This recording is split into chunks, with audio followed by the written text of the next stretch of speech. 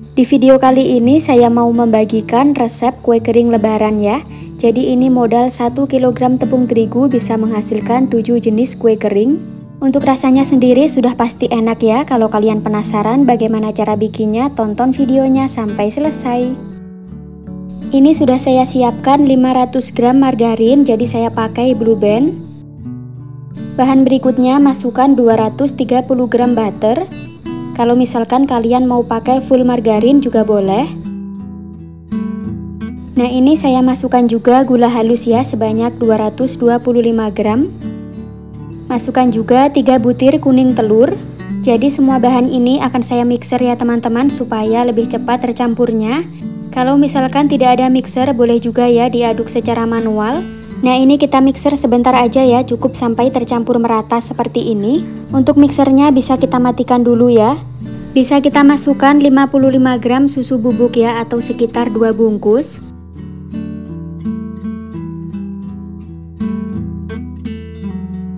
Bahan berikutnya masukkan juga 100 gram tepung maizena atau tepung jagung. Nah untuk tepung terigunya saya pakai merek kunci biru ya, kita pakai 1 kg. Nah untuk tepung terigunya kita masukkan setengahnya dulu. Ini bisa kita mixer sebentar ya menggunakan kecepatan rendah saja. Nah untuk sisa tepung terigunya tadi bisa langsung kita masukkan semuanya. Sekali lagi ini tidak harus menggunakan mixer, jadi bisa diaduk secara manual. Cukup kita mixer sampai adonannya tercampur merata saja ya teman-teman, tidak usah terlalu lama. Nah ini sudah tercampur merata, bisa kita matikan mixernya. Pindahkan adonan ke alas kerja seperti ini. Selanjutnya bisa kita uleni lagi sebentar ya untuk memastikan semua bahan benar-benar tercampur dengan baik. Meskipun tidak pakai sarung tangan, ini tangan saya sudah dicuci sampai benar-benar bersih ya. Nah untuk adonannya ini tidak perlu terlalu lama kita pegang-pegang ya, jadi supaya kandungan margarin atau butternya ini tidak lumer. Jadi adonannya ini akan saya bagi-bagi menjadi beberapa bagian. Ini nanti saya bagi menjadi 7 bagian ya teman-teman. Adonannya bisa dikira-kira, bisa juga ditimbang ya. Untuk adonannya ini tidak harus dibagi menjadi 7, jadi bisa juga dibagi menjadi 5 atau 6 bagian. Nah untuk adonan nastarnya ini saya pakai adonan yang lebih banyak. Selanjutnya adonannya ini akan saya tutup ya, jadi supaya dia tidak kering. Untuk adonannya ini bisa juga ya kita simpan di kulkas sebentar ya, kurang lebih selama setengah jam. Jadi tujuannya supaya adonannya ini tidak gampang berminyak dan juga lebih padat. Nah ini tadi sudah saya keluarkan dari kulkas ya. Selanjutnya ini bisa kita cetak menggunakan sendok takar seperti ini. Bisa juga ya ditimbang. Kalau ditimbang ini beratnya sekitar 7-8 gram. Jadi ini kita mau bikin nastarnya terlebih dahulu.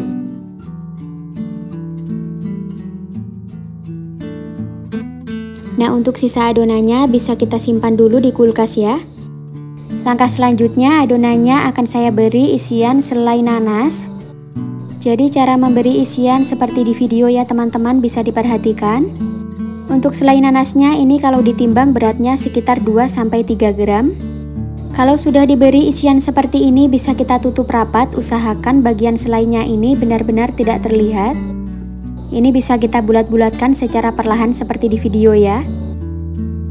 Untuk resep selai nanasnya nanti saya tulis di kolom deskripsi. Jadi ini kita ulangi sekali lagi ya, ini bisa kita beri isian.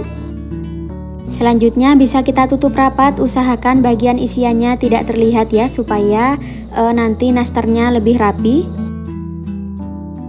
Untuk loyangnya tadi tidak saya beri olesan apapun. Ini tadi sebelumnya sudah saya panaskan ya oven tangkringnya. Jadi sudah saya panaskan sekitar 20 menit. Nah ini bisa kita panggang selama 20 menitan ya menggunakan api sedang cenderung kecil. Ini sudah sekitar 20 menit dipanggang, kemudian bisa kita angkat dan kita tunggu sampai dingin. Nah kalau nastarnya sudah dingin bisa kita beri olesan. Untuk bahan olesannya sudah saya tulis ya. Kita olesi nastarnya secara perlahan seperti di video. Jadi ini kita olesi tipis-tipis dulu ya teman-teman, jangan terlalu tebal. Nah ini saya olesi lagi, jadi ini 2 kali pengolesan ya. Kalau misalkan mau lebih glowing bisa sampai 3 kali pengolesan. Lanjut nastarnya bisa kita panggang kembali selama 15 menit. Untuk apinya menggunakan api sedang cenderung kecil ya. Ini sudah sekitar 15 menit dan sudah matang. Selanjutnya bisa kita angkat. Nastarnya bisa kita tunggu sampai dingin dulu ya. Untuk resep yang kedua saya mau bikin kue mawar. Untuk cetakannya seperti ini ya teman-teman. Kita ambil sedikit adonan kemudian tinggal kita cetak. Jadi ini kita tekan caranya seperti di video. Jadi untuk bikin kue mawar ini praktis banget ya teman-teman. Tinggal kita cetak seperti ini saja. Kalau sudah tinggal kita beri selai stroberi. Jadi selai stroberinya kita taruh di atas seperti ini. Kalau sudah bisa kita panggang ya. Untuk ovennya sudah saya panaskan selama 20 menit. Kuenya kita panggang selama 25 menitan ya menggunakan api sedang cenderung kecil. Nah ini sudah matang ya kuenya. Kemudian bisa kita tunggu sampai dingin. Untuk resep yang berikutnya kita ambil satu bagian adonan kemudian kita cetak. Supaya hasilnya seragam ini saya cetak menggunakan sendok takar seperti ini ya. Kalau misalkan ditimbang ini beratnya sekitar 7-8 gram. Lalu adonannya bisa kita bulatkan. Ini sudah saya siapkan putih telur. Selanjutnya ini adonannya kita celupkan di putih telur. Kalau sudah bisa kita beri baluran kacang tanah panggang yang sudah dicincang seperti ini. Jadi saya beli jadi ya. Ini tinggal kita kepal-kepal supaya kacangnya menempel. Lalu ini sedikit kita pipihkan ya teman-teman. Untuk bagian tengahnya bisa kita tekan menggunakan jari telunjuk. Nah untuk di bagian tengahnya tadi saya isi menggunakan selai coklat seperti ini. Selain menggunakan selai coklat boleh juga pakai selai stroberi. Ini sudah siap ya kuenya kita panggang. Untuk ovennya sudah saya panaskan ya sebelumnya. Ini kita panggang selama 30-35 menitan atau sampai benar-benar matang ya. Kalau sudah matang bisa kita angkat dan kita tunggu sampai dingin. Nah untuk kue yang selanjutnya ini sudah saya siapkan adonan, kita pipihkan kemudian kita cetak ya. Cetakan yang saya pakai seperti di video ya teman-teman, bentuknya tidak harus seperti ini. Jadi cara mencetaknya sangat gampang. Jadi untuk cetakannya sendiri bebas ya, tidak harus sama seperti di video. Nah ini bagian tengahnya saya beri isian selai. Untuk selainya saya pakai selai melon. Kemudian ini kita panggang sampai matang ya teman-teman. Kalau sudah matang kita angkat.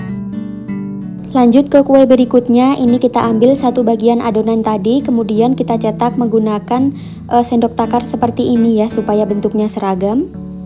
Selanjutnya kita ambil satu bagian adonan, kita bentuk bulat seperti ini. Jadi ini cukup kita bentuk seperti ini saja dan tidak perlu kita beri isian ya. Kalau sudah ini bisa kita tata di loyang. Selanjutnya bisa kita panggang selama 35 menitan atau sampai matang ya. Nah ini kue yang selanjutnya akan saya panggang juga ya. Jadi ini kuenya saya bentuk agak pipih. Nah untuk kue yang terakhir ini saya mau bikin kastengel. Jadi ini adonannya kita pipihkan kemudian kita cetak saja seperti ini.